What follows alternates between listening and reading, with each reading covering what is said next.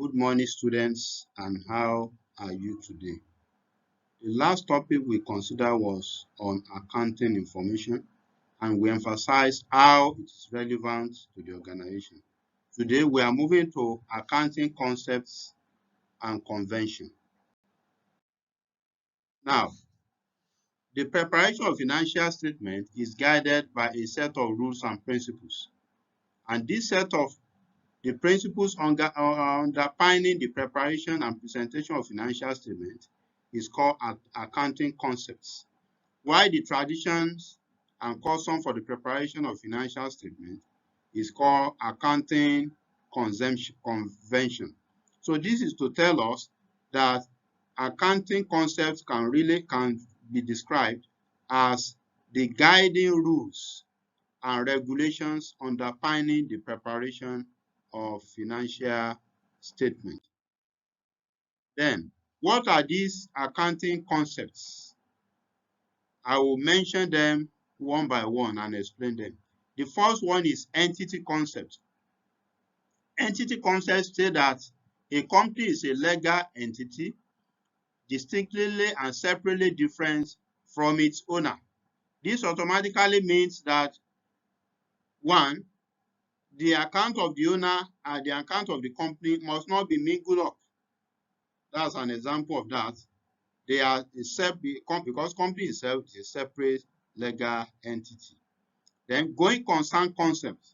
Under this concept, it is assumed that an organization will continue to exist for an indefinite period of time. And while preparing financial statements, preparers of financial statements needs to bear this in mind. Then duality concept. This concept anchored on the fact that transactions are coined on two sides. Why it is debited on one side, it will be credited on one side. This shows that a single transaction will have a double entry system. Then the next one is accrual concept. Under this concept, revenues are recognized when they are earned and expenditures when they are incurred, and not when either cash is received or money is paid. The matching concept. This concept states that revenue and expenses for a particular period or accounting period should be matched together. Revenue and expense for a particular period should be matched together. Then money measurement concept.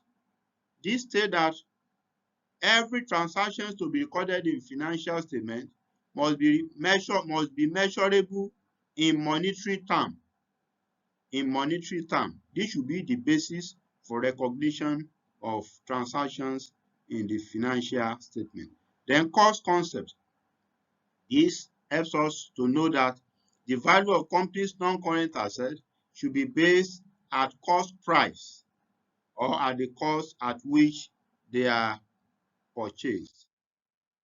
Now, I move to conventions. What are the accounting conventions? The first convention is convention of prudency. The convention of prudency states that any method to be used by the organizations in recording should not be the one that will overstate profit. In other words, it means that profit or income should not be anticipated, but it should be based on the actual profit. So in other words, with that, it should not be overstated. Then convention of materiality. This states that only transactions that are material to a particular organization should be recorded in the financial statement. And how we measure materiality as an accountant is that an item is material if its non-disclosure in the financial statement will mislead users of financial information. So that's how to know whether an item is material or not. Then convention of consistency. This shows that any method adopted in treating a particular transaction should be consistently applied. Let me start an example of a depreciation now.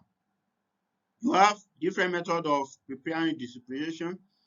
You have a straight line method, diminishing balance method, reducing balance method, and revaluation method, and some of the additive method, and so on.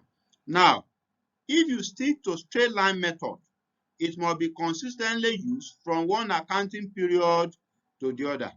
When this is done, it will aid comparison of figures on depreciation in one period, from one period to the other period. Now, in conclusion, accounting concepts and conventions create uniform rules and principles for the preparation and presentation of financial statements. Thank you. Next class will continue from this.